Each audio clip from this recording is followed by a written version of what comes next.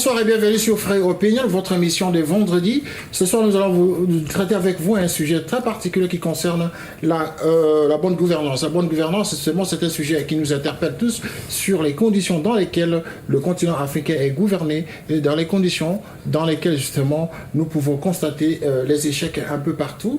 Certains pays, justement, évoluent. L'Afrique connaît les déboires. Nous allons analyser ce sujet, justement, ô combien important avec ceux qui ont accepté justement de discuter de ce grand sujet. Il s'agit donc de Madame Yobouno, Marie-Josée, vous êtes guinéenne, bonsoir. Bonsoir, monsieur. Et également de Monsieur Djoubaté Badara, vous êtes guinéen, bonsoir monsieur. Bonsoir. Et de Monsieur, Monsieur Mohamed Kazama, c'est ça? C'est ça. Vous êtes donc adjoint à la mairie du 20e arrondissement à Paris? Tout à fait, en charge de l'international. Et enfin, nous allons parler également avec M. Bernard Matakana. Vous êtes chargé donc d'enseignement en droit constitutionnel à l'université Paris 10 Nanterre. Bonsoir. Vous êtes d'origine congolaise? Tout à fait. Congo-Brazzaville. Congo-Brazzaville. Bonsoir monsieur, nous allons effectivement voir un peu comment fonctionne le Congo-Brazzaville. Bonsoir monsieur. Alors, ainsi donc, nous avons présenté nos invités de ce soir. Il y a un autre qui va nous rejoindre justement la deuxième partie de cette émission pour faire la synthèse justement de ce que les autres auront discuté et avancé comme argumentaire. Ainsi donc, pour mieux enrichir la question, parce que nous allons commencer par le volet économique, nous allons voir comment des leaders africains raisonnent dans ce sens, comment ils analysent les catastrophes économiques que connaissent l'Afrique aujourd'hui, dans quelle mesure justement l'Afrique s'organise pour s'en sortir. Premier élément. L'évolution de l'Afrique nous inquiète. La pauvreté se généralise de plus en plus.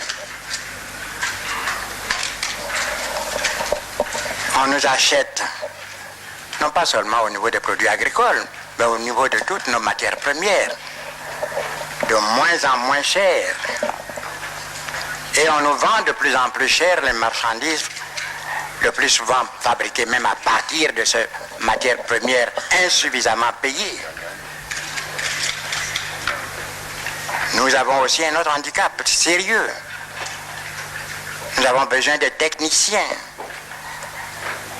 C'est indispensable. Depuis des années, nous dénonçons la détérioration des termes de l'échange. À Cancun, je n'ai pas été, mais le président Mitterrand et certains de nos ministres ont dénoncé cette situation qui risque de créer en Afrique de la pauvreté généralisée, la misère étant mauvaise conseillère. Nous avons aussi à rétribuer les services. Et ce n'est pas nous qui fixons le taux de ces rétributions. Donc, faisons le décompte. Nos matières premières, qu'elles soient agricoles, minérales, sont payées de moins en moins cher. D'année en année, les marchandises nous sont vendues très chères. Les services indispensables au bon fonctionnement de nos jeunes États revient excessivement cher.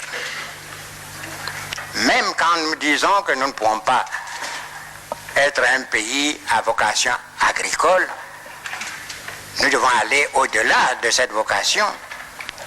Nous devons nous aussi industrialiser nos pays. L'implantation des usines revient tellement cher que les marchandises que nous produisons sur place, avec les deux familles d'industrialisation, industrialisation de substitution des marchandises que nous importons et que nous désirons fabriquer sur place, le coût de revient de l'implantation des usines est tel que ces marchandises nous reviennent presque aussi chères, et même parfois plus chères. Mais le plus grave, c'est que nous avons une industrialisation d'exportation à partir de nos matières premières transformées sur place, par exemple. En ce qui concerne la Côte d'Ivoire, le coton. Nous avons pensé qu'on pourrait nous réserver une place sur le marché des pays industrialisés. Malheureusement, il n'en est rien. Quand on pense que les écrus dont les pays industrialisés ont besoin et qu'ils commandent à Hong Kong, où l'on ne cultive pas du coton, et qu'on délaisse les mêmes écrus fabriqués à Dimbokro avec des Japonais, nous n'avons pas à placer ces marchandises sur le marché européen, sur le marché des pays industrialisés.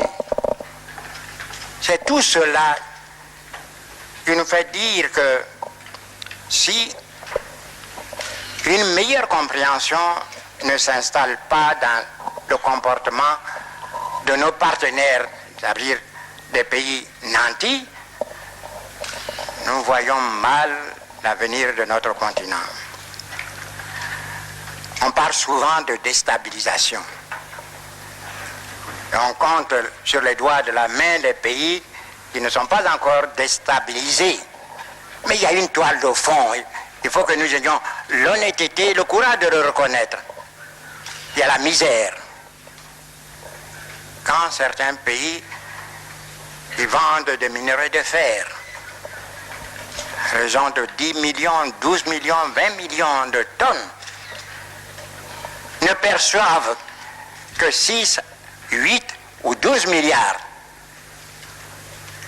Comment voulez-vous, alors qu'ils n'ont que cela comme matière première à exporter? Comment peut-on concevoir? S'agissant du fer, je n'en ai pas pour le moment. L'acier qu'on tire de minerais de fer a une valeur constante. Mais le prix du minerai de fer subit les fantaisies de la bourse, disons le mot, de New York ou de Londres. S'agissant de ces matières premières en général, moi qui ai négocié pour mon pays pour les matières premières agricoles, je suis choqué d'entendre parler des producteurs et des consommateurs. Nous n'avons jamais eu affaire directement aux consommateurs. Ce n'est pas celui qui voit sa tasse de café augmenter d'année en année, ou celui qui voit la tablette de chocolat augmenter d'année en année. Ce n'est pas avec cela que nous traitons. Ce sont des intermédiaires, un puissant groupe économique et financier, un mur d'égoïsme. Voilà, ce sont ceux-là qui le plus souvent ne voient même pas la couleur de la série de café ou de la fève de cacao. Ils achètent, ils revendent. De retour sur le plateau, justement, pour continuer cette émission, vous venez de remarquer justement l'ancien président Houphouët-Boigny qui s'inquiète, qui s'est inquiété justement en son temps. Mais est-ce que l'Afrique avait évolué depuis ce temps-là? Parce que M. Houphouët-Boigny n'est plus de ce monde. Et Madame Yobouno Marie-Josée, vous avez suivi ce document justement. Quelle est justement votre réaction en entendant cette interpellation que nous font les dirigeants africains sur cette question économique? Étant donné que la pauvreté en Afrique justement continue de prendre son élan, est-ce que vous ne vous avez pas une argumentation justement pour pouvoir apporter des solutions à partir de cet élément-là? À partir de ce que je viens d'entendre du défunt Houphouët-Boigny, c'est-à-dire que la mondialisation était défavorable, basée sur le commerce international à l'Afrique, étant donné que nous n'avions que les matières premières agricoles à produire et ces produits étaient mal rémunérés. ce qui fait que les négociations n'étaient pas favorables à l'Afrique. Donc à partir de ce moment-là, la croissance ne pouvait pas décoller. Il faut maintenant avoir une autre façon de gérer les pays africains de façon à éradiquer la pauvreté dans ces pays-là. Et justement, on verra aussi comment l'Afrique a été gouvernée. L'Afrique est gouvernée jusqu'à nos jours, parce que c'est justement le thème de cette émission, la bonne gouvernance. Et donc, monsieur Dioubate, vous êtes docteur en économie, en sciences économiques, auteur donc de beaucoup de livres, vous avez écrit. Comment vous pouvez interpréter cette façon de voir des dirigeants africains? Merci, monsieur Kitoko. Alors, moi, votre question est très bien adaptée. Moi, je suis étonné d'écouter, parce que ça fait longtemps, c'est vrai, je n'ai pas écouté les discours d'anciens dirigeants africains, mais c'est quand même étonnant de voir que les problèmes de 1960 sont toujours encore présents. C'est-à-dire que quand on parle de pauvreté, il a abordé les aspects de la dégradation des termes de l'échange, tout ce qui a été fait autour de la stratégie d'industrialisation par substitution aux importations, parce que c'est ce qu'il a abordé. C'est des questions qui datent des premières décennies du développement. Et c'est aujourd'hui qui sont encore d'actualité, quand je pense qu'on est presque à la 7e décennie du développement, presque 70 ans quand même, de travail acharné sur le terrain, que ce soit des organisations internationales, des politiques nationales, etc., qu'on se retrouve encore dans les mêmes problèmes, c'est qu'il y a de quoi s'étonner. Alors, cela dit, une fois qu'on dépasse cet étonnement, il faut regarder la réalité en face. Donc, si je prends les aspects, tout ce qui est, par exemple, dégradation des termes de l'échange, des auteurs tels que Raoul Prebisch, je crois que vous le connaissez, Raoul Prebisch a été le premier président de la CNUSED, la Conférence des Nations Unies pour le développement. C'est lui qui a d'ailleurs écrit ce livre, qui a traité cette question avec Hans Singer. Alors, il s'agit de quoi? Il s'agit simplement du fait que les produits, les matières premières que l'Afrique produit, justement, et qu'elle exporte à l'extérieur, le prix de ces matières premières ne permettent pas à l'Afrique en retour d'avoir des biens industrialisés dont les pays africains ont besoin pour se développer. Or, en réalité, pour un économiste, justement, c'est ce que dans la vie des pays, ce sont les produits qui sont exportés par les pays aujourd'hui qui, dans leur contre-valeur, c'est-à-dire en matière de devises, doivent leur permettre d'assurer leur développement.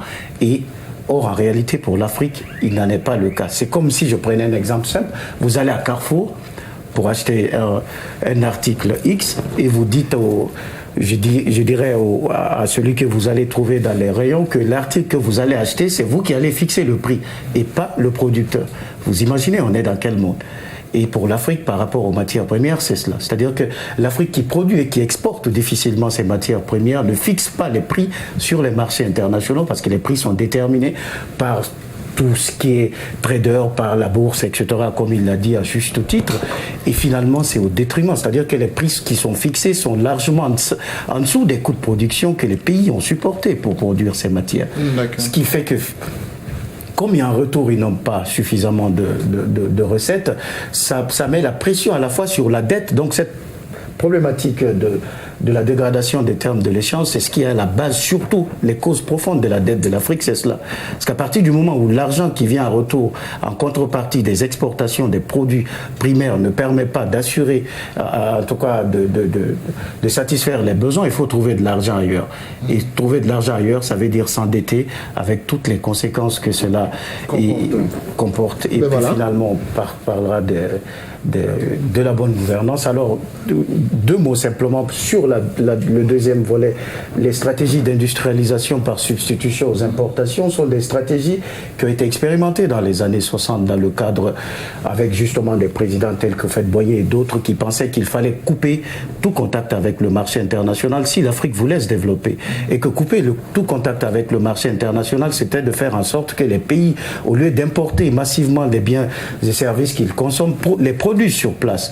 Mais avec un problème fondamental, c'est que pour produire ces biens et services, il faut des usines, etc., etc. Et comme c'est les intrants qui vont rentrer dans la fabrication de ces produits dans ces usines, il faut les importer. Donc le problème revenait au même. Il fallait toujours trouver de l'argent ailleurs. Finalement, ça a été un échec. Le Brésil et d'autres pays ont expérimenté massivement cette stratégie, et des pays comme l'Algérie ont expérimenté des stratégies inverses qu'on appelle des industries industrialisantes, mais ça revenait au même, c'est-à-dire qu'il fallait toujours trouver de l'argent à l'extérieur. Donc il y a une relation un peu vicieuse à ce niveau-là économique qui existe entre l'Afrique et voilà, nous allons voir cette question également avec Mohamed Kassama. Vous êtes donc, comme je l'ai présenté tout à l'heure, adjoint à la mairie de 20e arrondissement, et vous êtes donc international francophonie lieu industrialisation.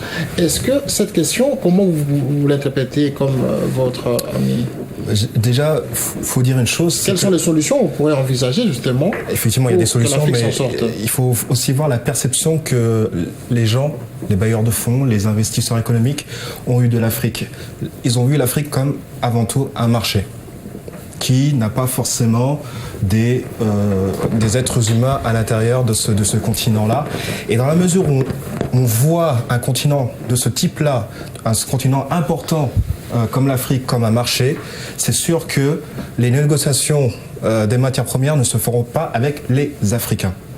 Je rappelle que l'OMC, qui gère les règles de la finance, enfin pas de la finance, mais du commerce international, les Africains ne sont pas, mis sur la table, ils ne sont pas à la table. Hein, on l'a vu là au G20, seule l'Afrique du Sud a été invitée pour voir comment justement les pays industrialisés parlaient de la finance, du commerce international. Donc la base vraiment de la réflexion, c'est se dire, enfin, une fois pour toutes, les Africains doivent pouvoir négocier à la même table leurs denrées alimentaires, les matières premières qui sont présentes sur leur sol. L'Afrique, on le sait, c'est un foisonnement de matières premières, et ce ne sont pas les Africains qui négocient. Donc ça, c'est un problème qui, je pense, depuis la décolonisation, est inhérent, je dirais, dans toutes les politiques économiques africaines. Donc, des solutions, la première solution, il faut qu'effectivement les échanges, déjà les Africains rentrent dans l'OMC, une bonne fois pour toutes, l'économie mondiale ne se fasse pas au détriment des Africains. Donc c'est-à-dire que maintenant, il faut impliquer plus les pays africains, et même, je dirais, le continent africain, surtout subsaharien, hein, c'est là où le problème se pose. Donc ça, c'est vraiment une première base, vraiment que le commerce international ne se fasse pas au détriment des Africains. Ça, c'est vraiment... sinon, on sera toujours dans le même problème depuis les années 60 jusqu'à maintenant. Ouais. Ça, et même plus tard. Et même les enfants africains qui viendront plus tard se retrouveront toujours avec cette dette des aïeux, de dire oui, mais nous, on n'arrive toujours pas à négocier notre richesse. Voilà. Ça, c'est la première chose. Ensuite, moi, je suis donc effectivement adjoint au co-développement, à la coopération. Il faut impliquer les Africains dans le développement. Il ne faut pas les laisser à l'écart. Là, je parle vraiment des citoyens, des habitants, des peuples. Il faut vraiment leur dire, voilà, vous avez des capacités en vous. Il y a sûrement des entrepreneurs qui voudraient investir dans tel ou tel domaine d'activité. Moi, mon rôle, quand je rencontre des associations de co-développement, des associations de coopération, c'est de leur dire, entre autres de trouver des fonds, mais de leur dire effectivement, vous avez des projets qui sont intéressants, mais votre projet doit s'inscrire dans ce qu'on appelle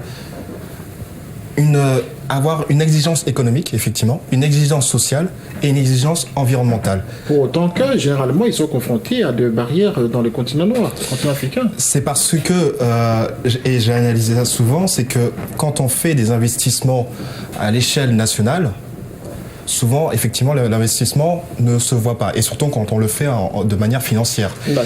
Quand on le fait, je dirais, à l'échelle micro, parce que là, il y a la macro, il y a la micro.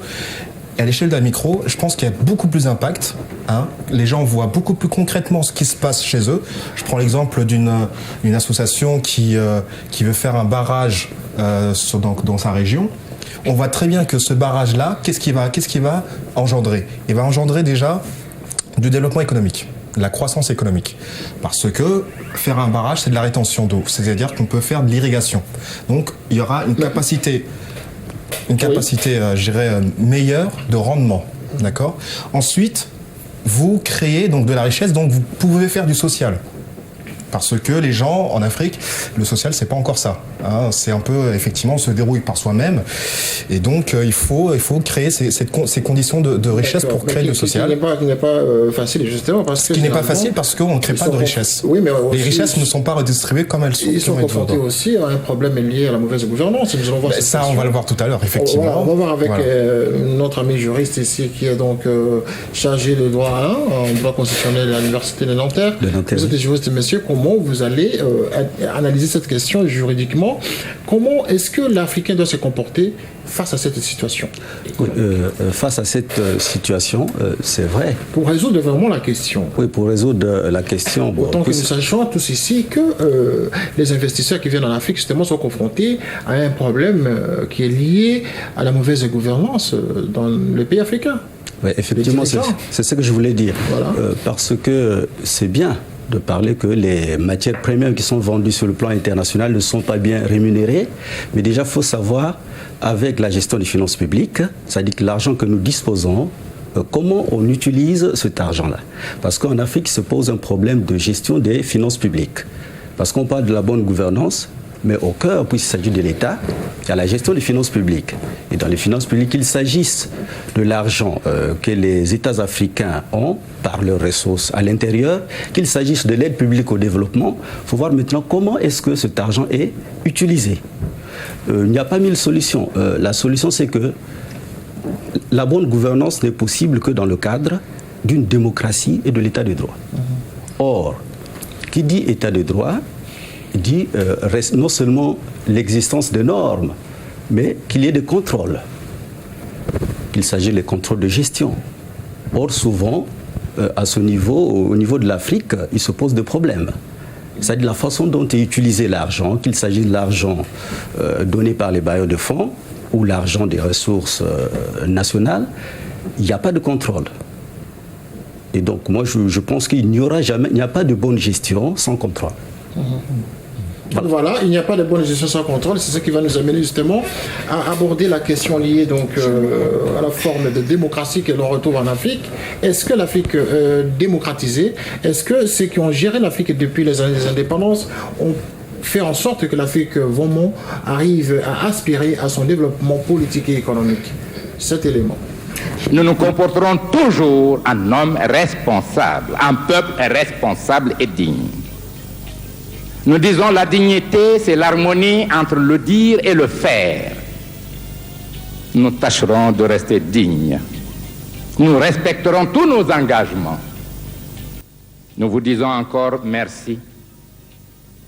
Nous vous disons jugez-nous par nous-mêmes et non par ce qu'on dit de nous. Quel est le mot qui vient à l'esprit du français? En Guinée, il n'y a pas de droit de l'homme. Voilà ce qui est chanté. J'aiderai les auteurs en faisant un poème sur leur création et en les ridiculisant. Je vous assure, au nom de tout ce qui m'est cher, de mes grands-parents qui ont symbolisé la résistance africaine, de moi-même qui ai dirigé, organisé cette résistance jusqu'à l'indépendance, en tant que leader des syndicats, leader des jeunes, jamais un homme en Guinée n'a été poursuivi pour raison politique, raison de délit de presse, raison de délit de parole. Si vous lisez mes thèses philosophiques, pour moi, il n'y a pas de raison d'État. Et nous sommes le seul pays à avoir perçu la fusion nécessaire entre l'État, le parti et le peuple en créant une phase historique, celle du parti État. Mais qu'à lire les thèses philosophiques justifiant cette entité. Aucun individu en Guinée ne peut exercer une parcelle de l'autorité du pays, de la souveraineté nationale, sans avoir été élu par le peuple. À 17 ans, tout le monde est électeur. Aucune loi ne peut être votée par le Parlement guinéen sans avoir été soumise sous forme de projet à tous les villages, à tous les quartiers, pour que le peuple le discute en détermine d'abord la moralité en laissant au Parlement le soin de donner la forme régulière à la loi. Aucun peuple ne le fait. Nous sommes d'une démocratie avancée. Et ce n'est pas par orgueil quand je dis que notre système démocratique est en avance. Je voudrais que les plus sceptiques viennent en Guinée. Eh bien voilà, la démocratie avancée en Guinée. La démocratie, est-ce qu'elle s'est étouffée plus tard parce que Amélie Sékou Touré l'a dit? Est-ce que ce pays a connu un développement économique? Mais sur le point de vue politique, est-ce que la Guinée a donné l'exemple à ses voisins? C'est la question justement que nous allons analyser. Mais avant toute chose, Madame Meyoubouno Marie-Josée, vous voulez intervenir par rapport au premier élément? Oui, j'aimerais revenir sur le premier sujet, à savoir le commerce international, par rapport à ce dont disait M. Gassama sur l'OMC. C'est-à-dire qu'au début de relations commerciales entre les pays qui actuellement en voie de développement, l'Afrique et les pays dits développés, étant donné que le niveau de développement n'était pas le même, effectivement, les pays actuellement en voie de développement, dont l'Afrique, ne pouvaient pas s'en sortir, puisque dans les années 40, notamment en 47-48, les pays développés ont créé ce qu'on appelle le GATT, l'accord généralisé sur le tarif douanier, qui reposait sur deux principes, la réciprocité et l'égalité. C'est-à-dire que toute concession accordée à un pays doit être étendue aux autres pays, qui a été remplacée récemment par l'OMC. Donc elle a été créée en 47 ou 48 jusqu'en 95, remplacée par l'OMC, l'Organisation mondiale du commerce. Et à partir de là, les pays actuellement dits en voie de développement se sont vus lésés. Ils ont vu qu'on n'est pas au même niveau de développement. Si on ne nous fait pas de faveur, nous serons perdants.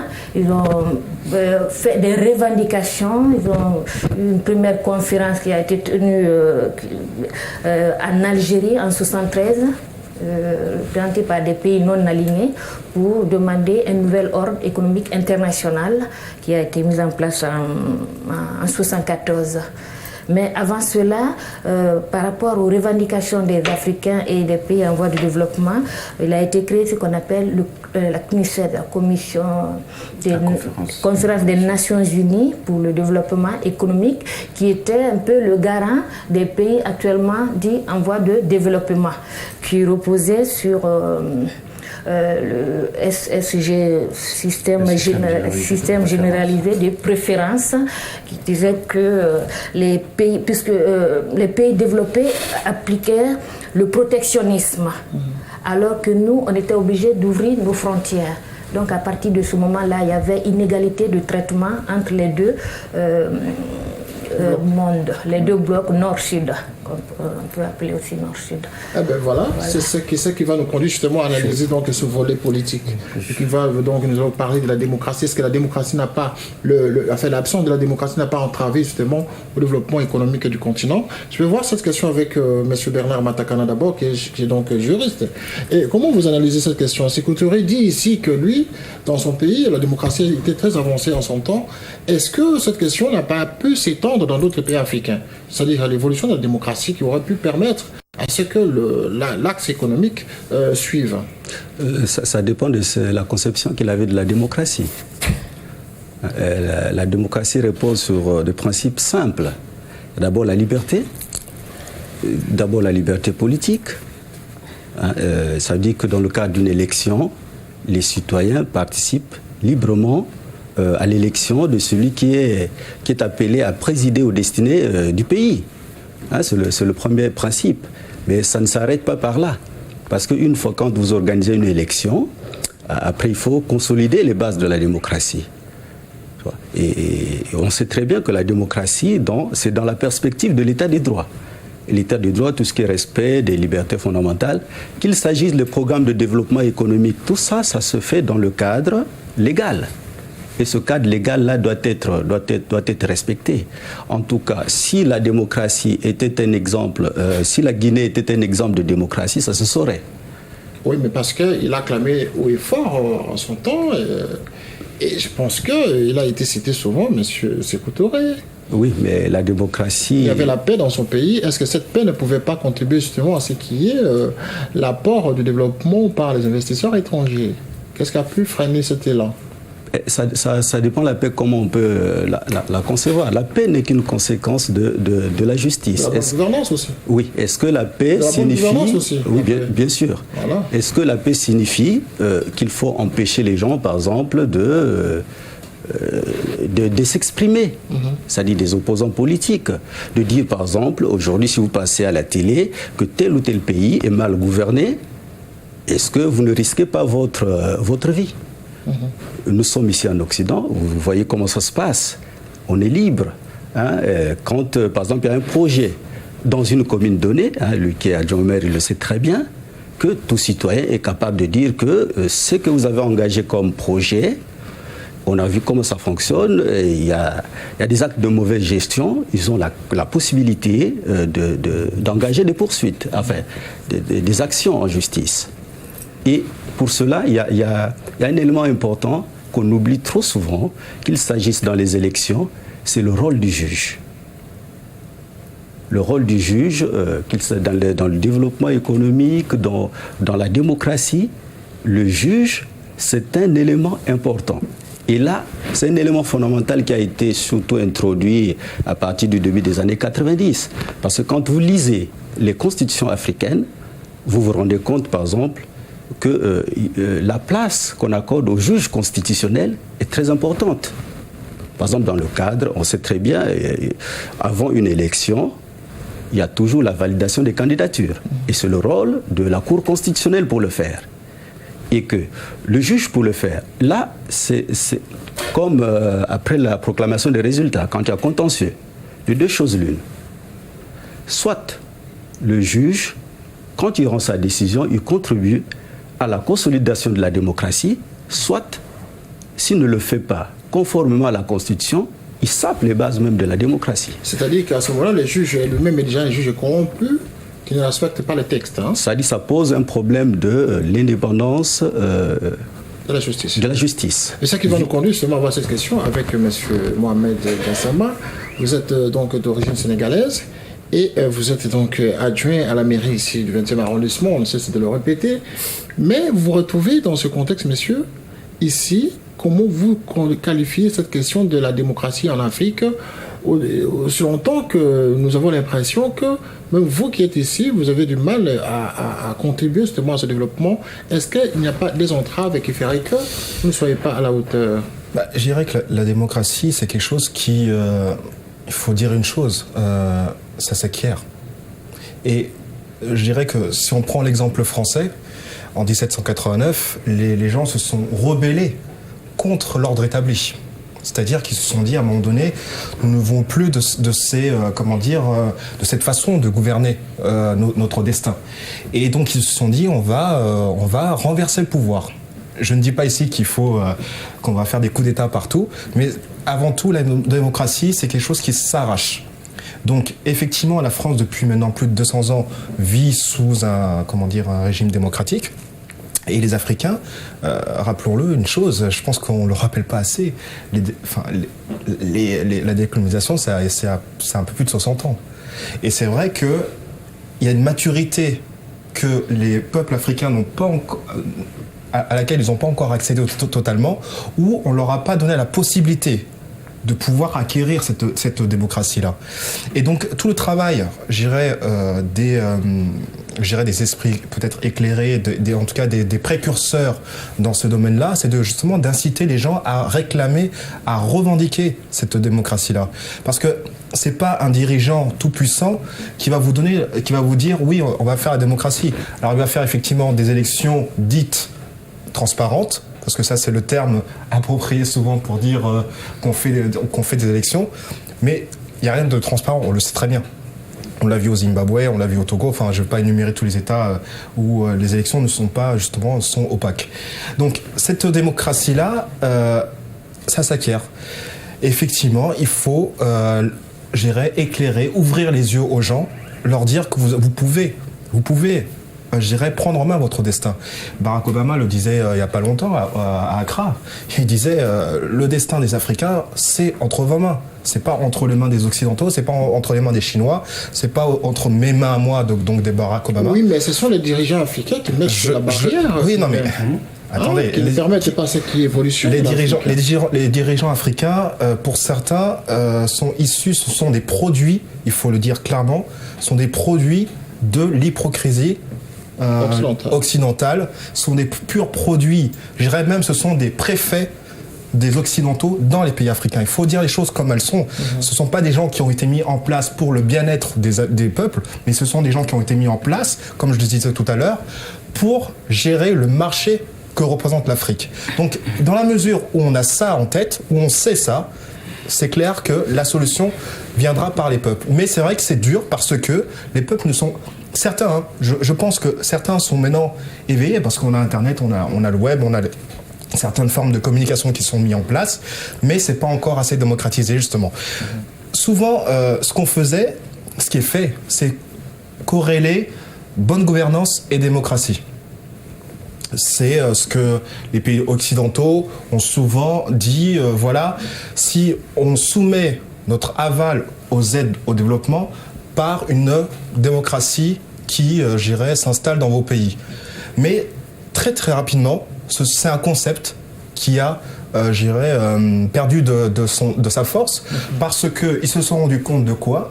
Ils se sont rendus compte que ils soutiennent certains régimes qui leur permettent effectivement de pouvoir pérenniser certains pouvoirs. Et donc, ils ont au début été effectivement des chantres de la bonne gouvernance liée à la démocratie, mais à un moment donné, la démocratie, ils l'ont mis au placard et ils ont dit bonne gouvernance. Voilà. Bon. Ils ont dit bonne gouvernance. Est-ce que, M. Djoubati Bada, vous êtes donc économiste, on a vu le cas illustratif de la Guinée, votre pays. Quelle est votre réaction? Comme ça, nous allons entrer donc à la troisième partie de l'émission. Si vous le permettez, je voudrais dire deux choses quand même. La première sur l'OMC, si vous l'acceptez. Bien sûr. Alors, et quand je vous écoute, c'est vrai qu'on peut aujourd'hui, en faisant un inventaire exhaustif de tous les maux de l'Afrique, ce qui ne va pas, on est tenté, et c'est la vérité, de parler de la responsabilité, la grande responsabilité de l'Occident, des Occidentaux. Mais il y a aussi la responsabilité des Africains. C'est pour ça Quand que je prends dans le cadre de l'OMC, l'Afrique est dans l'OMC, on a vu tout récemment sur les APE, les accords de partenariat économique, les ACP, c'est 77 pays, plus de 200 millions d'habitants, les Afrique, Caraïbes et Pacifique. Alors, rien que ça, que sur les ACP qui ont leur origine dans les conventions de Lomé et que dans ces conventions de Lomé, rien n'a été fait depuis 40 ans, mais pourquoi continuer à engager les forces, les économies africaines, surtout qu'on perd là-dedans, simplement céder sous la pression parce que nos dirigeants sont dans une stratégie de captation des ressources, ce qu'ils voient simplement c'est le Fonds européen de développement qui est lié à cela en signant simplement un bout de papier et on ne voit pas l'intérêt de la population, la grande indigence dans laquelle se débat des millions d'Africains. Je rappelle quand même qu'en 2050, l'Afrique aura la même population que la Chine, ça veut dire plus d'1,3 milliard d'individus. Imaginez-vous comment on va nourrir 1,3 milliard d'individus avec l'état de nos économies, de nos institutions, etc. Barack Obama l'a dit au Ghana, il dit que les Africains doivent saisir la responsabilité de leur avenir. Il a raison, ce qu'on ne fait pas assez. Et si on ne le fait pas, qui va le faire? Heureusement que certains pays ont compris. Je prends le Botswana, je prends le Ghana lui-même, je prends la Tunisie. Donc, aujourd'hui, ça change. Alors, pour revenir à la question que vous m'avez posée sur la bonne gouvernance, puisqu'on est là pour ça, j'aimerais quand même, si vous le permettez, resituer un peu l'historique dans le champ économique de ce concept. Alors, il faut savoir que l'association de la démocratie et la corrélation avec les aspects économiques, ça a commencé après la chute du mur de Berlin. 90, voilà. Donc, sur le plan politique, c'est le discours de la boule de Mitterrand qui a donné le coup d'envoi après la chute de la... Donc, il n'y avait plus d'enjeu pour les pays africains, en tout cas pour eux de soutenir les pays africains parce qu'il n'y avait plus l'alignement ou le non-alignement. Dans le discours de la boule, il a dit pour la première fois que les aides occidentales seront liées aux aspects de la bonne gouvernance. Alors, dans le champ de l'économie de développement, notamment l'action des institutions financières internationales, FMI, Banque mondiale, c'est la Banque mondiale qui est leader en la matière, qui a écrit un grand document en 92 qui s'intitule d'ailleurs Good Governance, c'est-à-dire bonne gouvernance, dans lequel document l'institution a tiré les leçons du passé dans l'échec des programmes d'ajustement structurel et elle a reconnu justement que pour qu'il y ait développement, il faut qu'il y ait des institutions fortes. Et je suis désolé, Barack Obama l'a dit aussi, il dit que l'Afrique n'a pas besoin d'hommes forts, mais elle a besoin des institutions fortes. Et la démocratie, c'est des institutions. L'économie aussi, c'est... Si on n'a pas des institutions de grande qualité, fortes, qui défendent les droits de l'homme, les libertés économiques aussi, parce que sans les libertés, toutes sortes de libertés, un pays ne peut pas... Et que les citoyens ne sont pas associés aux destinés à la prise des décisions. Aujourd'hui, c'est la question de la société civile, on ne peut pas. Donc la bonne gouvernance est partie comme ça, donc dans les années 90 jusqu'à aujourd'hui avec des tentatives. Alors, les acteurs de cette gouvernance-là, de bonne gouvernance aujourd'hui sont au niveau de 3. Il y a d'un côté les États, de l'autre la société civile, d'où la problématique de l'association de la société civile. Mais quelle société civile, ça cause problème en Afrique? C'est qui la société civile? Parce que ce n'est pas les cousins du président ou les amis de... Qui constituent cette société civile. Exactement. C'est plutôt le peuple en entier, quoi. Tout à fait. Mais pour que la société civile soit active et très avisée, il faut que ce soit des gens formés qui comprennent les enjeux du développement. Ça ne sert à rien d'être autour d'une table de discuter si on ne comprend pas les enjeux qui engagent le futur de la population. Et puis enfin, le marché, le secteur privé, donc le partenariat public-privé, qui est Donc ces 3 acteurs doivent évoluer dans le cadre de la bonne gouvernance en symbiose pour que le développement des pays soit vraiment promu au niveau économique et social. Votre réaction à cette question de la démocratie? Pour réagir déjà à ce que vient de dire Badra, lorsque M. Gassama a dit que les gouvernements africains n'avaient pas les coudées franches, je soutiens, étant donné qu'il vient de parler de l'historique de la bonne gouvernance. La bonne gouvernance a été instaurée à la fin des années 90 pour éradiquer la pauvreté. Parce que les ajustements structurels qui ont été imposés dans les années 80 aux pays africains n'ont pas montré leurs limites. Donc à partir de ce moment-là, ils ont posé cette bonne gouvernance comme condition aux pays africains. Désormais, si nous devons vous aider, il faudrait que vous fassiez preuve de bonne gouvernance. Donc, mais la seule différence, puisque avant on parlait de PART, programme d'ajustement structurel, ils ont parlé donc de DS, document spécialisé de réduction de la pauvreté. Document de stratégie. Document de stratégie de réduction de la pauvreté, DSRD. Donc moi, pour revenir maintenant à la bonne gouvernance, je dirais que la bonne gouvernance requiert un travail pluridisciplinaire, puisqu'elle embrasse tous les aspects de la vie humaine. Donc, elle est un facteur déterminant pour éradiquer la pauvreté et favoriser le développement. Pourquoi les pays africains, parmi tant d'autres, l'Amérique latine, l'Asie, qui regroupe actuellement ce qu'on appelle le tiers-monde, ne sont pas développés? Parce qu'ils ont confondu développement économique ou développement dans le vrai sens du mot. Développement économique qu'on peut appeler croissance économique, qui est l'expansion des biens matériels. C'est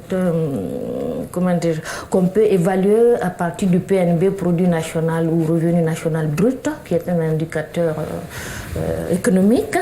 À partir des années 50, les pays occidentaux ont dit, puisque la croissance économique ne permet pas de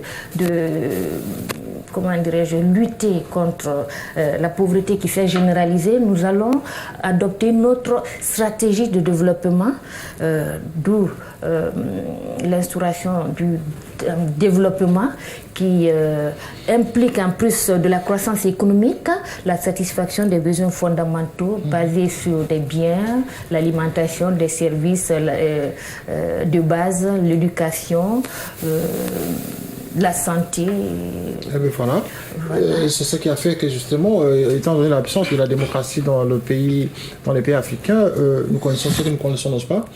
Et nous allons voir dans quelle mesure, parce que vous avez cité tout à l'heure le président Mitterrand qui a lancé cette conférence de la boule, qui a lancé justement, qui a lancer l'Afrique vers une espèce de démocratie.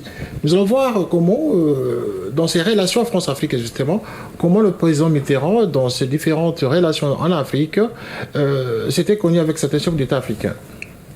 Le fait, pour moi, de n'être pas allé au sommet France-Afrique ne signifie nullement une attitude de dos tourné à la France. Au contraire, toutes les occasions pour rencontrer la France, ses dirigeants, et leur parler pour que le message parvienne aux Français, au peuple français, toutes ces occasions-là doivent être saisies. Le sommet France-Afrique, nous nous sommes prononcés là-dessus en 1984. Nous ne reviendrons plus sur cette déclaration. Mais je voudrais qu'il soit clair que nous n'avons pas cherché délibérément à éviter la France partout où elle peut se trouver, que nous prenions le chemin inverse, comme si elle était une bête malfaisante, comme si elle nous répugnait ou nous faisait peur, bien au contraire. Donc, je pense que c'est une qualité supplémentaire, c'est une nuance d'une rare beauté aussi, que deux chefs d'État qui étaient donnés pour se rencontrer à Lomé, qui ne se sont pas rencontrés, acceptent aussi de se rencontrer malgré cela. Le président de la République française aurait pu décider de ne pas venir au Burkina Faso parce que moi, je n'ai pas été à Lomé. Je pense que ça aurait été dommage. Cela n'a pas habité mon esprit. Hein. Et malgré cela, il est venu à Ouagadougou. Malgré cela, il est venu à Ouagadougou. Je considère donc qu'il y a entre nous plus qu'un terrain d'entente, en tout cas un moyen privilégié de communication et d'échange. Et si à Ouagadougou, il a appris autant qu'ailleurs lors de la tournée africaine, ce serait tant mieux. Sur ce sujet, M. Aski, cette conférence entre les États d'Afrique et la France, il faut bien la situer. C'était au point de départ, nous avons célébré la 13e conférence à Lomé il y a 3 jours, ce qui veut dire que c'est une organisation, c'est pas une institution récente, et qui n'obéit pas à des règles formelles. Vient qui veut. La plupart des États francophones participent. Certains ne participent pas qui pourraient normalement s'y trouver. On voit pourquoi est-ce que le Maroc, par exemple, est membre titulaire et pourquoi est-ce que la Tunisie est membre observateur. Cela prouve bien que cela n'a pas obéi à un dessein rationnel. L'Algérie n'y participe pas. 39 pays participaient à Lomé. D'une façon générale, cela se situe entre 30 et 39. Pendant un temps, seuls des États francophones y venaient, puis se sont ajoutés quelques pays enclavés dans la zone francophone, puis ils sont venus à la suite d'une invitation qui n'est pas d'origine française, je me permets de le souligner, mais la puissance invitante est maîtresse des invitations, puis un certain nombre de pays anglophones, hispanophones ou lusophones sont venus se joindre aux premiers participants. Ça fait donc 39. Parmi ceux qui ne viennent pas, nous avons d'excellents amis. Et si le Burkina Faso a estimé, lui, disons par principe, de n'avoir pas à participer à ce sommet, comme il ne s'agit pas d'une institution, j'aurais mauvaise grâce à le reprocher au Burkina Faso, qui est souverain et qui fait ce qu'il veut. Dire que je n'aurais pas préféré sa présence, non, j'aurais préféré sa présence. Dire que son absence peut avoir quelque chose d'offensant pour la France, non plus. Donc, c'est un langage clair que nous employons entre nous. Cela n'est donc pas nature à provoquer un incident, et ça aurait été un incident que de ne pas venir à Ouagadougou parce que le président Sankara n'était pas venu à Lomé. Est-ce que ça vous paraît clair? J'ai été à... Vous citez Moscou et Cuba. Bon, j'ai été à Moscou, j'ai été à Cuba et ailleurs aussi. Je n'ai pas seulement été dans ces pays-là, parce que nous entretenons d'excellentes relations avec ces pays, avec les dirigeants de ces pays. Nous initions avec d'autres une forme de coopération, il faut bien que nous puissions parler. Nous ne pouvons pas rester sur nos intentions, les leurs, les nôtres, tant que nous ne sommes pas assis autour d'une table. D'abord, nous ne pouvons pas connaître jusqu'où va la convergence de nos idées. Et la convergence des idées, c'est dans le choc, ces idées-là, que nous pouvons déterminer si nous sommes d'accord en tout ou en partie. Nous avons des projets qui nous paraissent extrêmement importants pour notre développement. Nous recherchons des partenaires. Si un pays plus proche peut nous éviter un long déplacement jusqu'à Moscou, nous ne voyons absolument aucun inconvénient. Personne ne m'a offert une aide que j'ai refusée. Je ne crois pas. Si au contraire, il me semble qu'autour de moi, par des cercles concentriques et par élimination, je m'aperçois qu'il faut aller chercher jusqu'au grand froid l'aide nécessaire pour venir sous le soleil, bon, en avant. Alors, voyez-vous, nous choisissons nos relations en fonction de nos intérêts. Le partenaire, nous espérons qu'il tire lui aussi profit. Et je suis persuadé, en bonne logique, que s'il n'y avait pas profit, le partenaire n'aurait pas accepté de s'asseoir à la même table que nous. Il tire un profit, c'est normal. Nous en tirons un autre, c'est également normal. Et je voudrais que chacun se rassure et sache que je vais un peu partout. Je vais à l'est, à l'ouest. Je n'ai pas de montre, mais je voyage parfois en temps universel plus, temps universel moins. Alors, c'est vraiment dire que je vais un peu partout. Il me manque seulement un Concorde, hein, parce qu'il y en a qui ont les moyens, c'est tout. Il y en a qui ont des Concorde, c'est tout. Il fallait que je commence par un bout, que je termine par un autre. J'ai commencé par le Niger, vous voyez, c'était pas loin. J'ai commencé par Niamey, je finis à Ouagadougou. La boucle est bouclée.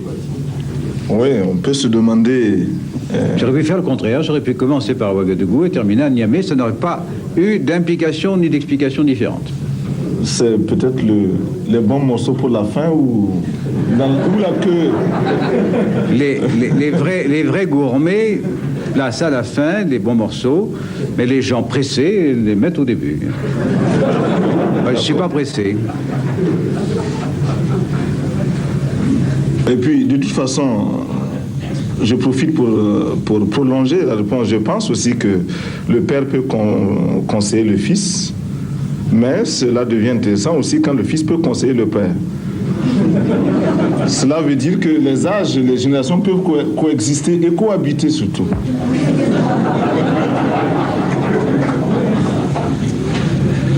J'aurais pas été chercher mon fils s'il ne s'était pas déjà occupé depuis de longues années des problèmes africains. Mais cela fait déjà une dizaine d'années, pour le moins, même davantage, qu'il est mêlé aux problèmes de l'Afrique. Ouais, vous vouliez dire quelque chose? Ah bon? Donc la question que vous avez faite, c'est raconté à vous également. Non, c'était pour dire que M. Jean-Christophe Mitterrand, qui a à peine mon âge ou un peu plus, s'il peut conseiller le président de la République française, moi je suis à peu près de la même génération que lui, nous nous sentons parfaitement à l'aise l'un de l'autre, l'un avec l'autre. Ça ne gêne pas du tout. Hein. Le choix de mes collaborateurs dépend d'abord de moi. Hein.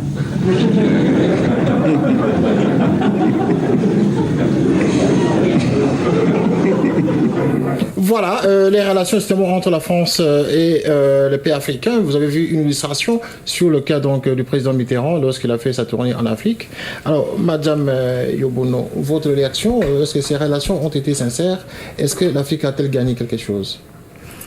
Moi, j'aimerais d'abord revenir sur le sujet précédent concernant la bonne gouvernance, avant de répondre justement la question que vous me posez. Qu'est-ce que c'est déjà la bonne gouvernance? C'est-à-dire que là, vu son aspect pluridisciplinaire, on peut dire qu'il peut y avoir croissance économique sans développement, mais il ne peut pas y avoir développement sans bonne gouvernance. Donc, cela revient à dire qu'il faut passer de la bonne gouvernance représentative, de la démocratie représentative à la démocratie participative, c'est-à-dire mettre l'accent. Pour cet élément, le dernier élément, est-ce que l'Afrique gagne quelque chose dans ces différentes relations avec la France et l'Occident en général? Rapidement. Non, l'Afrique ne gagne rien étant donné que les relations ne sont pas réciproques. Ils vont déjà avec des idées préconçues. Donc à partir de ce moment-là, le dialogue devient difficile. D'accord. Monsieur Badara? Oui, merci. Alors moi, pour commencer, je dirais le concept lui-même de bonne gouvernance, je suis très mal à l'aise avec, même si j'écris là-dessus, etc. C'est-à-dire que c'est toujours la même chose. On aurait dit gouvernance, tout simplement. Mais l'Occident veut toujours qualifier, en fait. Les relations, là. Justement, mais quand on dit bonne gouvernance, c'est qu'on a été capable d'identifier ce qui est bon et proposer aux autres. C'est ça qui est vicié. Alors qu'on pourrait s'arrêter simplement à la question de gouvernance. Alors, pour parler de ces relations, c'est vrai, c'est évident que l'Afrique n'a pas, justement, tiré profit de ces relations et qu'elle n'a pas eu aussi l'occasion de le faire. Ce sont des relations qui sont fondées sur le paternalisme, vous le savez, et qui sont fondées sur le fait que tout ce qui pouvait, en tout cas, permettre à l'Afrique d'extraire le maximum, en tout cas en termes de bien de ces relations, a été verrouillé. Mais qu'il y a quand même de l'espoir, parce que les générations se renouvellent. On a vu les tensions dans le discours entre générations déjà, entre Mitterrand et Thomas Sankara. Donc aujourd'hui, on peut quand même être fier, on est dans la mondialisation, il y a de nouveaux concurrents, il y a la Chine, il y a l'Inde qui vient, il y a les États-Unis où le pouvoir a été renouvelé, en tout cas le détenteur, c'est Barack Obama au pouvoir, en France c'est Sarkozy, etc. Des gens qui n'ont pas la même conception de la France-Afrique que les anciennes générations qui ne sont pas là aujourd'hui. Donc je pense que c'est aux Africains maintenant de saisir toutes les opportunités de ce renouvellement pour justement tirer profit à leur niveau, pour lutter contre la corruption, pour s'occuper du bien-être de leur population, pour assurer les mécanismes de bonne gouvernance en termes de stabilité politique, en termes d'effectivité du gouvernement, en termes d'institutions, du renforcement de la qualité des institutions, en termes de bonne gestion des finances publiques, au profit des priorités du développement. D'accord. Merci Matakana. Oui. Les relations France-Afrique et les relations de l'Occident en général dans l'Afrique, est-ce que l'Afrique en bénéficie? En tout cas, une chose est sûre, le constat est clair. Ces relations n'ont pas profité aux pays africains, notamment au peuple. Peut-être que ça a permis à certains dirigeants de rester 30 ans, 40 ans au pouvoir. En tout cas, pour le peuple, ces relations n'ont pas été profitables. Mais comme venait de dire M. Badara, les générations se renouvellent. Je pense que de plus en plus qu'il s'agisse ici en France, on rencontre des gens, les gens veulent vraiment changer quelque chose. Et surtout qu'il n'y a plus, ils ne veulent plus la France-Afrique à l'ancienne. Merci Kazama. Une chose est sûre, le passé est le passé. À un moment donné, c'est vrai que toujours se remémorer ce qui s'est passé, ça a presque plus de sens. Effectivement, le constat, de toute façon, les gens autour de la table l'ont dit, le constat c'est que l'Afrique n'a pas profité de la présence française durant toute cette période de colonisation et même avant, si on remonte avant, et même a été vraiment plutôt dur pour le peuple africain. Maintenant, je reviens à Barack Obama, il a dit, c'est aux Africains de se prendre en main. Donc si on comprend ça, si les peuples africains comprennent ça, effectivement, les relations bilatérales entre les différents blocs mondiaux vont changer parce que les gens vont se dire enfin, ça y est, nous aussi on peut négocier avec vous, on peut avoir des relations d'égal à égal parce que nous avons vraiment des richesses. Les Africains doivent aussi revenir sur leur culture, revendiquer certaines cultures aussi, parce que c'est aussi le monde dans lequel on vit, c'est aussi des revendications culturelles. Donc si on reste toujours dans ce nihilisme culturel, les autres blocs vous prendront toujours pour des acculturés. Justement. Voilà. Alors, c'est ce qui va nous conduire justement à analyser cette question de l'Afrique qui n'avance pas avec des coups d'État qui s'opèrent justement en Afrique. Mais avant donc d'aller à ce sujet, j'aimerais poser la dernière question à madame, parce qu'elle va nous quitter cette fois-ci. Nous allons faire entrer quelqu'un d'autre, il va vous remplacer, madame, pour continuer l'émission, justement. J'aimerais que vous donniez votre dernier commentaire, justement, à cette question de la bonne gouvernance, et rapidement, pour que nous puissions continuer. S'agissant de la bonne gouvernance, il faudrait effectivement voir les choses de façon beaucoup plus large, c'est-à-dire que désormais il faut mettre l'accent sur l'être humain qui est bénéficiaire du développement, c'est-à-dire qu'en tant que bénéficiaire, l'être humain doit être désormais acteur, s'impliquer dans pas seulement l'exécution du projet, mais depuis la conception, associer, comment dirais-je, l'être humain, comment dirais-je, au projet de développement qui les concerne. D'accord. Voilà, nous espérons. Oui, allez-y. Excusez-moi. Donc voilà, mais qui parle de bonne gouvernance parle de stabilité politique et de volonté politique, puisque les gouvernants doivent être clairvoyants et surtout sanctionner, puisque la malgouvernance entraîne la corruption. Et il faut déjà qu'il y ait séparation entre le législatif, l'exécutif et le juridique. L'existence même de l'État et que les services qui ont en charge d'auditer les autres identifient les fauteurs, les malfaiteurs et les traduire devant la justice et dire aussi que le système judiciaire doit être indépendant et accessible, efficace et accessible à tous. Que désormais les nominations ne soient plus fondées sur le clientélisme, le népotisme, mais qu'il y ait une répartition équitable des ressources humaines et naturelles. C'est-à-dire qu'on mette celui qu'il faut là, il faut, qu'on n'embauche pas, comme je l'ai dit par ailleurs, un mécanicien pour occuper un poste de médecin. Effectivement, ça ne donne pas le résultat attendu. Attendez, merci beaucoup madame d'être passée à cette émission en tout cas. Restez là où vous êtes. Parce que nous allons faire entrer, après le lancement de cet élément que nous allons voir sur l'Afrique qui n'avance pas avec le système politique que nous avons dans différents pays qui pourrait justement être caractérisé aujourd'hui comme étant le modèle africain avec des coups d'État qui s'opèrent. Nous allons voir un cas d'un coup d'État qui s'est opéré justement en Afrique.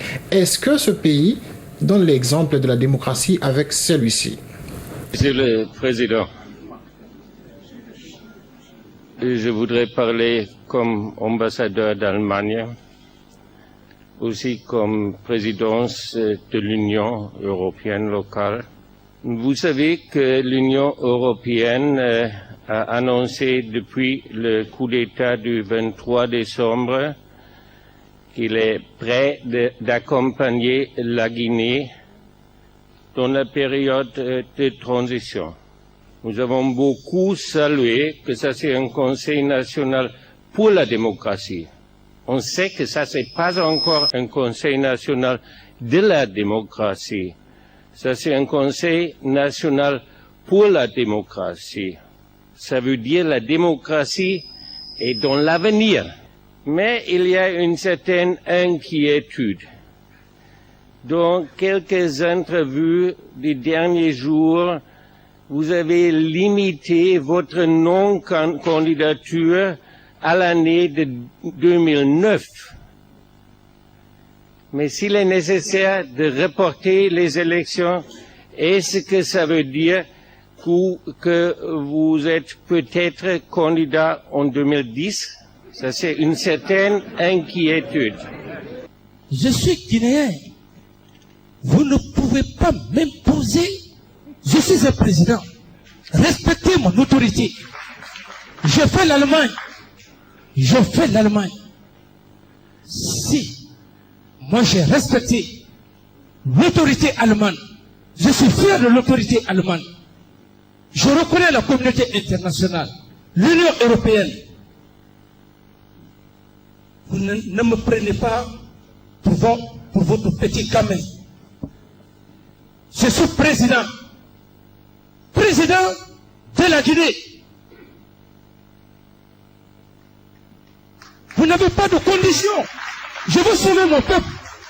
Et je commence à comprendre que ce n'est pas votre mission. vous ne parlez pas à n'importe qui. Vous parlez à un président, s'il vous plaît. J'aurais même refusé la parole. Je ne suis pas un criminel. J'ai défendu cette nation à travers mon esprit patriotique et l'armée guinéenne. Parce que l'Allemagne est un peuple patriote. J'ai eu ce brassage culturel avec le peuple de Guinée, sans effusion de sang. Respectez-moi. C'est pas vous qui m'aviez donné ce pouvoir. J'ai eu ce pouvoir avec tous les sacrifices, en abandonnant tout ce qu'il faut pour aller en Allemagne, avec tous les sacrifices que j'ai écopés pour avoir ça.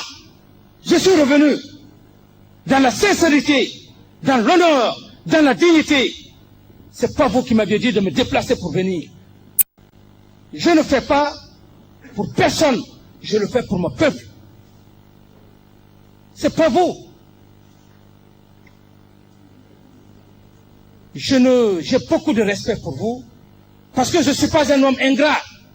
Je reconnais aujourd'hui l'Allemagne, parce que l'Allemagne a fait de moi un homme de brassage culturel. J'ai la tête sur les épaules.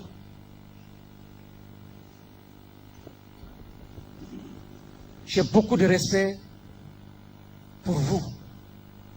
Respecter, ce n'est pas l'âge qui fait la valeur d'un homme. Si tous les Guinéens me respectent, vous n'aimez pas la Guinée plus que ces hommes qui sont assis. C'est notre patrie, Fatherland. Donc c'est une provocation. Vous êtes en train de créer des problèmes. Vous voulez créer des problèmes en Guinée. Et ce n'est pas la mission de l'Union européenne ni du Fonds monétaire international. J'ai reconnu le Fonds monétaire, l'Union européenne, la Banque mondiale.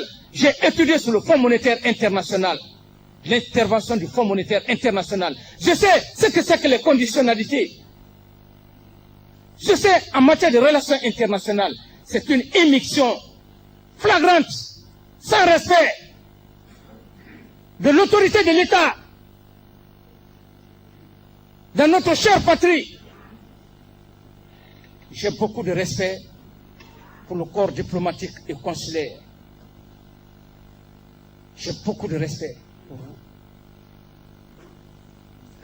Beaucoup de respect pour vous. Par rapport à ce que l'Allemagne m'a légué.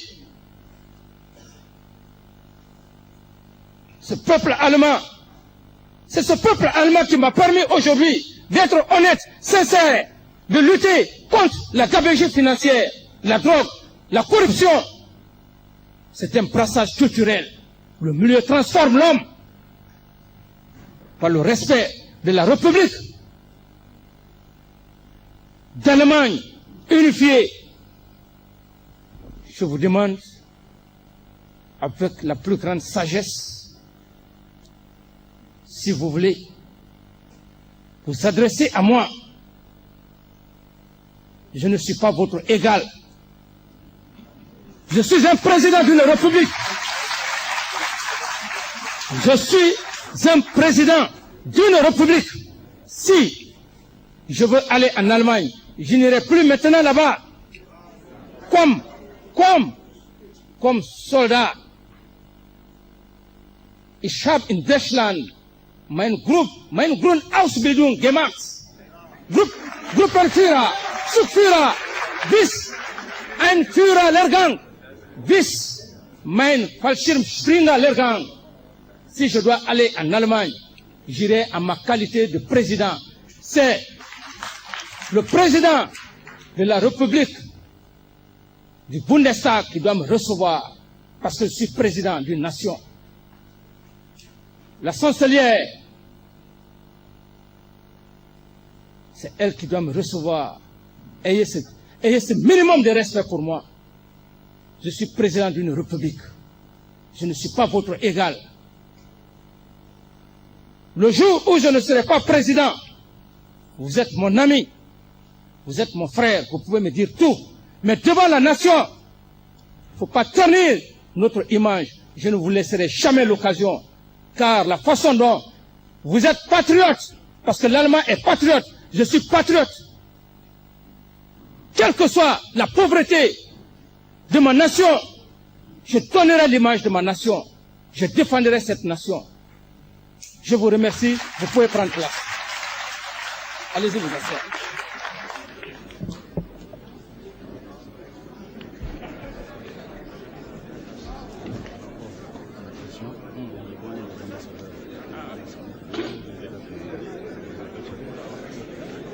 Fais-le appel. La bonne gouvernance et encore la bonne gouvernance, la démocratie, encore la démocratie, clame-t-on en Afrique et clame-t-on justement dans les pays démocratisés déjà. Est-ce que, messieurs, j'ai eu ce pouvoir avec tous les sacrifices, je ne suis pas votre égal? Dadis Camara le dira à un ambassadeur européen, notamment un ambassadeur allemand. Est-ce que ces comportements justement peuvent attirer les Européens, les Occidentaux en général, à investir en Guinée et en Afrique en général, parce que la caractéristique en tout cas que l'on pourrait retrouver dans la plupart des dirigeants africains qui n'aiment pas la contestation et la contradiction. Monsieur Mali, qui vient nous rejoindre sur ce plateau justement, est ici avec nous. Il est consultant juridique et fiscal chargé de cours à l'ICC Paris. Monsieur, bonsoir. Bonsoir. Et donc, vous étiez dans les coulisses tout à l'heure pour suivre cette émission. Parfaitement. Quelle est votre réaction d'abord pour ce dernier élément avant qu'on fasse le bilan général de cette émission? Alors sur cet élément, je pense que ce n'est pas des formes d'expression à utiliser. Et on est dans un contexte de relations diplomatiques. Les langages qui sont les plus modérés sont appelés langages diplomatiques. Donc ce n'est pas des formes d'expression à utiliser. Mais au-delà de cela, je pense que ce qui est important, vous dites, est-ce que ce genre de langage peut encourager à investir en Guinée? C'est de savoir ce qui s'est passé en Guinée. Depuis 50 ans, la Guinée est passée de l'économie de marché à l'économie dirigée. Non, pardon, c'est l'inverse. De l'économie dirigée à l'économie de marché, mais les entreprises restent. Donc depuis le temps de Sékou Touré, les entreprises qui ont signé des conventions en Guinée, telles que la CBG, existent encore. Aucune entreprise en Guinée n'a été agressée par la population. La population s'est levée en janvier et février pour lutter pour la liberté et contre la gestion des pouvoirs publics, mais ils ne se sont jamais attaqués aux entreprises qui sont implantées en Guinée. Je ne suis pas votre égal. Quelle est votre réaction lorsque vous entendez celui qui dit « J'ai eu ce pouvoir avec tous les sacrifices ». Quel type de sacrifice a-t-il eu justement pour dire aujourd'hui que j'ai eu ce pouvoir et que personne ne peut me contester? C'est ce qu'il sous-entend dans son discours-là. Quand M. Dadis est arrivé au pouvoir, il a clairement indiqué qu'il est venu... Il a fait son coup d'État, il faut bien préciser. Mais évidemment, le coup d'État, c'est la prise de pouvoir par la méconnaissance des principes constitutionnels. Voilà, donc, toute prise de pouvoir qui découle de la méconnaissance des principes constitutionnels est un coup d'État. Ça, c'est clair. Évidemment que ce n'est pas la bonne gouvernance, mais je vais dire simplement, il a dit qu'il prend le pouvoir pour libérer le peuple, pour instaurer la démocratie, pour organiser des élections à laquelle il ne participerait pas. Nous, on attend cela. Il y a un chronogramme qui a été fixé. Il peut utiliser des formes de langage qu'on peut condamner et qu'on condamne d'ailleurs fermement, mais ce qui nous importe le plus aujourd'hui, c'est l'organisation des élections le plus rapidement. Cette forme-là ne vous fait pas peur, vous les Guinéens? Alors, ça peut aller on est dans une période de transition. Non, mais parce que la question de l'ambassadeur est claire.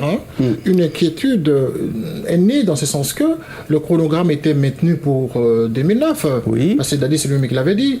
Mais si on va au-delà de 2009, il y a des risques qui se représentent. Messieurs, de l'autre côté. Alors, permettez... Vous êtes Guinéen, donc il faut réagir en même temps. Bien entendu. Oui. Alors, permettez-moi d'abord de séparer deux choses. La première, c'est qu'il ne faut pas associer systématiquement l'investissement à la démocratie, même si aujourd'hui... Oui, mais c'est le tenant du pouvoir qui gère quand même... C'est vrai que la stabilité politique, le respect de l'environnement juridique, etc., et judiciaire, c'est important pour attirer les... Mais la Birmanie n'est pas un pays démocratique. Non, nous ne sommes pas en Birmanie, nous sommes en Guinée, là. Mais je vais vous dire quand nous sommes en Guinée, monsieur. Parlons de l'Afrique, ne donnons pas les exemples. Non, je suis d'accord. Je vais dire qu'il y a des investisseurs en Birmanie, que c'est pas justement... Mais sur cet aspect, quand on revient au niveau démocratique, c'est vrai.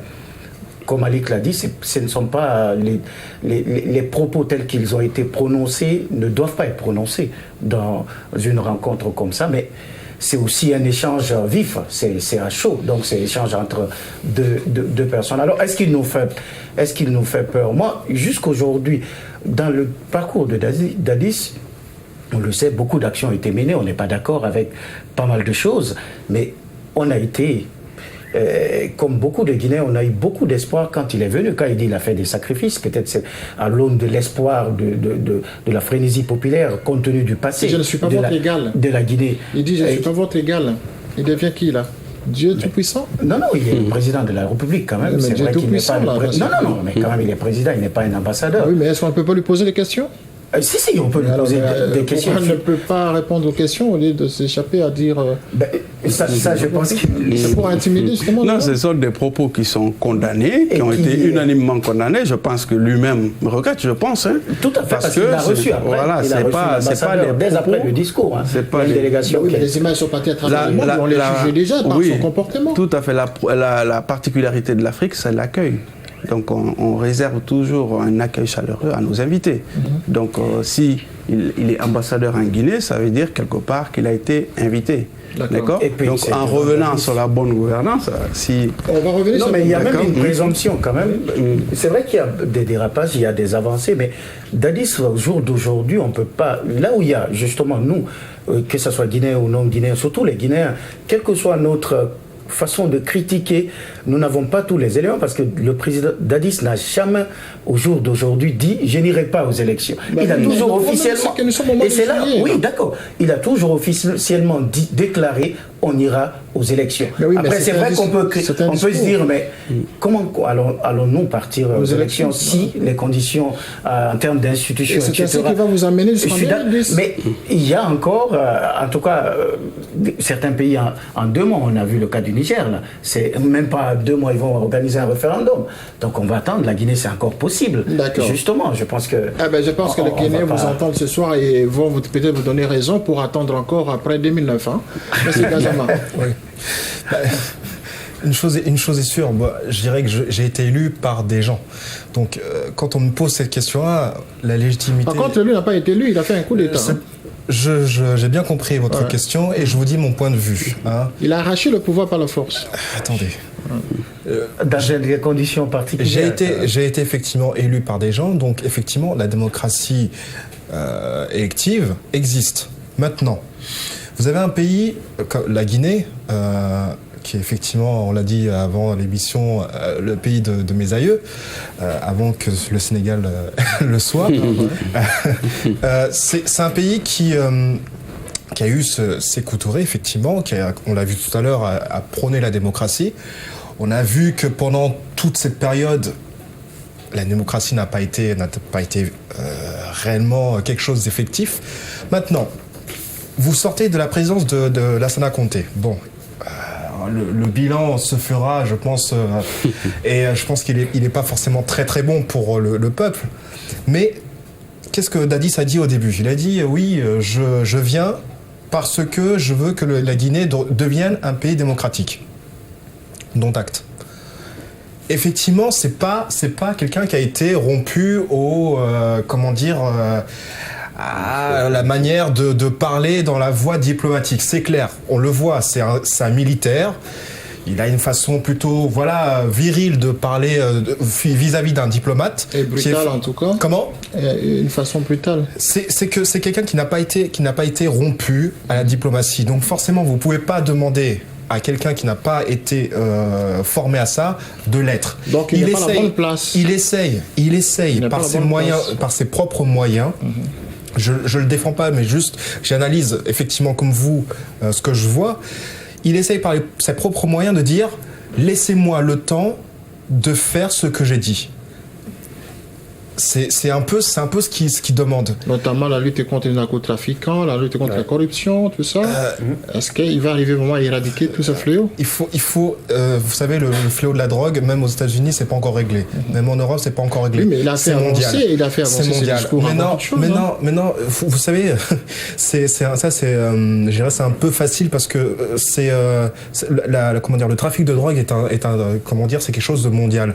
Donc la Guinée, qui est pas un grand pays, déjà si elle n'est pas dotée d'institutions légales pour pouvoir traiter ce genre de fléau, c'est clair que ça va être très dur. Et en plus, ce genre de fléau a été commencé bien avant Dadis, et c'était même apparemment le fils de l'ancien président qui était le pape de ça là-bas. Donc voilà, moi je vous dis, c'est très clair. Il sera jugé sur ses actes. Il sera jugé sur ses actes. Et il sera jugé, en tout cas, bientôt, parce que d'ici, nous serons la fin de la S'il suit son calendrier... Nous sommes en juillet, il nous reste 5 mois, nous allons voir s'il y aura les élections, en tout cas, en Guinée. Alors, M. Matakana, vous êtes donc là, vous êtes Congolais de Brazzaville. Oui. Comment vous réagissez face à ce discours-là de monsieur, un président, autoproclamé, bien sûr, mais qui refuse justement la contradiction? Oui, on pose des questions sensibles. C'est assez étonnant. En tant que chargé d'enseignement en droit constitutionnel, vous comprendrez que je ne peux que me situer dans le cadre constitutionnel. Donc, quelqu'un qui s'autoproclame comme ça, il se réclame du peuple. Or, le pouvoir, le détenteur du pouvoir, c'est le peuple. C'est le peuple qui doit décider qui doit diriger un pays. Dans le cas des révolutions, il peut avoir la prise de pouvoir de ce genre de type. Mais une fois, il faut maintenant s'engager dans la voie de la transition démocratique. Pour l'instant, on parle de transition, mais à mon avis, ce n'est pas encore la transition. Parce qu'on a donné juste ce qu'ils appellent un chronogramme. Mais est-ce qu'on va le faire dans le cadre de la constitution laissée par le président Conté? Ou alors, ils vont élaborer une nouvelle constitution? Il y a tout un tas de questions qui se posent. Donc, on ne peut pas parler que nous sommes déjà dans la transition parce qu'on n'a pas encore défini le calendrier et tous les instruments nécessaires, dont l'élaboration de la Constitution, une nouvelle Constitution. Est-ce que la Constitution actuelle est adaptée pour faire entrer la Guinée dans l'ère démocratique? C'est la raison pour laquelle, M. Malik, vous allez brosser avec nous justement cette question en nous donnant votre analyse. Pourquoi est-ce que Dadis, d'abord pour commencer, n'a pas respecté la Constitution laissée par Lassana Conté? Il a préféré faire le coup d'État. Alors bon, il faut dire aussi que d'abord, avant Dadis, il y avait déjà violation de la Constitution. Non, nous parlons maintenant de Dadis. Au départ, à la mort de Lansana Conté, il a préféré faire un coup d'État. Pourquoi? Pendant qu'il y avait quand même une Constitution. Donc, selon lui ou bien selon mon analyse personnelle? Je ne sais pas, selon vous, parce que les analystes en tout cas. Je vous dis, toute prise de pouvoir par la force, en tout cas par la méconnaissance des règles constitutionnelles, doit être condamnée fermement. Et ça a été condamné par beaucoup de personnes, même si par-ci et par-là, si on déclare qu'on est venu libérer le peuple qui a souffert pendant 24 ans, les gens peuvent applaudir, mais la prise de pouvoir par la force doit cesser et c'est tous les Africains qui doivent s'impliquer pour cela. Parce que tant que la démocratie n'est pas instaurée en Afrique, on ne peut pas parler de la bonne gouvernance. Parce que la bonne gouvernance suppose l'existence d'un état de droit. Alors, considérons que le chronogramme ne serait pas respecté, qu'est-ce qu'on peut craindre en Guinée? Alors, en fait, moi, le débat entre 2010, moi je ne me situe pas dans le débat entre 2010 et 2009. Je pense, comme le disait tout à l'heure M. Matakana... Moi, je parle ici par rapport au peuple guinéen. Je suis tout à fait sûr. Ne parlez pas de vous. Oui, mais j'essaie d'analyser en tant que Guinéen aussi, quelque part. Ouais. Donc, je me dis que le respect du chronogramme actuel 2009, le débat actuellement, c'est entre 2010 et 2009, qu'est-ce qu'il faut? Je pense qu'il y a des préalables. Il y a des préalables, il faut mettre un gouvernement de transition, un véritable gouvernement de transition qui a pour mission d'organiser les élections libres et transparentes. Il faut créer des institutions de transition telles que le CNT, fonctionnel, opérationnel. Il faut dire clairement sur quelle base constitutionnelle les élections vont être organisées. Est-ce que c'est celle de la Constitution de 2002 qui a été tripotée par l'ancien régime, ou bien la Constitution de 90, ou carrément une nouvelle Constitution? Dans quel régime politique on va être? c'est après les élections que vous pouvez envisager avoir une constitution, pas dans cette transition. Les élections, normalement, doivent se faire sur la base des règles constitutionnelles. Parce que c'est les règles déjà existantes. Les règles constitutionnelles, ce mais sont c'est pas Lansana Conté que lui n'a pas respecté. Voilà, donc il y a les règles constitutionnelles existantes. Est-ce qu'on conserve ces règles-là? Parce que les règles constitutionnelles, c'est ce qui fonde le pouvoir politique et ses limites. Si on n'a pas de constitution dans un pays, où est-ce qu'on va? Où est-ce qu'on va justement? Mais malheureusement, Dadis a préféré faire un coup d'État au lieu de respecter justement cette constitution lésée par Lansana Conté. Messieurs, vous avez chacun ici 1 minute, parce que nous allons conclure cette émission. Nous sommes déjà à la fin. Et j'aimerais donc commencer par monsieur Diabaté Balga. C'était moi. Oui, je vous écoute. 1 minute. Pour la conclusion, alors moi 1 minute, hein. 1 minute pour dire, pour revenir pourquoi il n'a pas... Tout ce que nous avons entendu ce soir, de ce que vous avez parlé ce soir, en 1 minute. Alors, si c'est pour parler de la bonne gouvernance, j'aimerais dire simplement que le concept de bonne gouvernance est un concept qui est très polysémique, comme on l'a rappelé au départ, qui est un concept valise.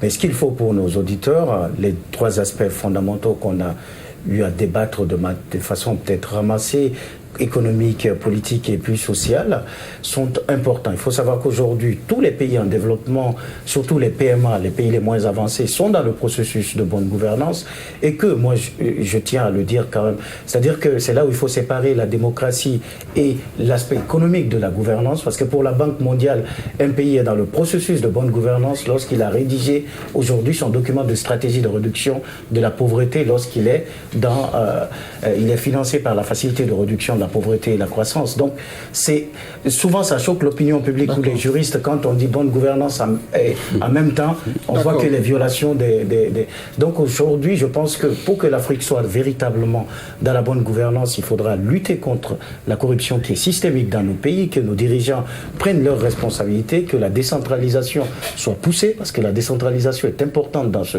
processus. Elle permet justement de rapprocher le service public aux usagers et de respecter un principe fondamental de la bonne gouvernance, qui est la responsabilité, que la transparence dans les affaires soit assurée. Merci. Alors, monsieur Marade Gazama.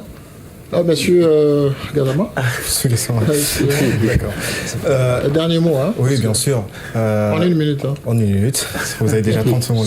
Voilà. non, mais pour être sérieux, effectivement, il faut remettre, j'irai, au cœur de chaque dirigeant politique qui aspire justement à vouloir organiser son pays, devra mettre au cœur de, je dirais, sa réflexion, son peuple.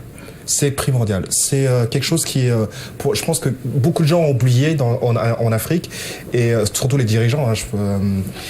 Il faut remettre le peuple au centre. Et c'est ça qui va, je pense, conditionner justement cette gestion du pays, cette mise en place. On a oublié de le dire, des corps intermédiaires, c'est-à-dire qu'à un moment donné, l'État ne va pas tout régir. Oui. Il y a aussi les corps intermédiaires, c'est les syndicats, les associations, les acteurs économiques.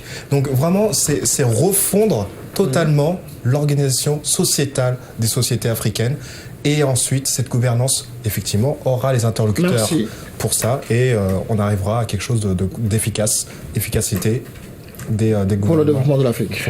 Monsieur Matakana, 1 minute. Oui. Donc, par rapport à la gouvernance, moi, je réitère, la gouvernance n'est possible que dans le cadre d'une démocratie et d'un état de droit. Et bon, c'est la bonne gouvernance, mais on peut se poser la question de savoir, est-ce que ce n'est pas une nouvelle gouvernance dont nous avons besoin, par exemple dans le cadre de la gestion des finances publiques, c'est-à-dire avec des réformes budgétaires, où un certain nombre, au lieu de s'appuyer simplement sur des aspects techniques, où on va placer l'homme au centre, où la décision politique doit être prise proche des citoyens, c'est-à-dire les destinataires de la décision politique. Tu vois, c'est un grand chantier ouvert. Voilà. Merci beaucoup, c'est un grand chantier justement, et donc il sera difficile justement pour que les essais convergent pour aller vers le vrai développement. Monsieur Malik, on va conclure avec vous en 1 minute tout ce que nous avons dit ce soir et ce que vous avez pu retenir. Alors moi je dirais la phrase sans le citer de M. Obama au Ghana, la bonne gouvernance, c'est tous les actes qui vont permettre à l'Afrique de décoller. Donc ces actes de bonne gouvernance, donc comme le disait M. Matakana, c'est la nécessité d'un état de droit, c'est une administration capable de gérer de façon efficace, c'est-à-dire non pas une administration totalement centralisée, mais les décisions doivent se prendre au niveau des populations locales, avec la participation de la société civile. La société civile et la population locale sont les mieux placés, qui ne sont pas d'ailleurs opposés, sont les mieux placés pour apprécier concrètement leurs besoins, d'où la nécessité d'une décentralisation très large, avec des pouvoirs juridiques et fiscaux adaptés pour qu'on puisse gérer efficacement les biens immenses de l'Afrique qui sont aujourd'hui dans une situation de potentialité et non une situation de réalité. Merci beaucoup messieurs, merci d'être passé à cette émission. Nous avons terminé ainsi ce débat. Vous comprenez que le débat de ce soir a été très riche justement pour tous ceux qui nous suivent donc à travers le monde et en Afrique. Et vous comprenez que nous pouvons encore réfléchir sur cette question de la bonne gouvernance. Ainsi donc nous avons conclu. Je vous remercie encore une fois messieurs. J'espère que prochainement nous allons redébattre de cette question qui n'a pas été très épulsée jusqu'à la fin, mais sinon pour autant nous ne pouvons pas continuer.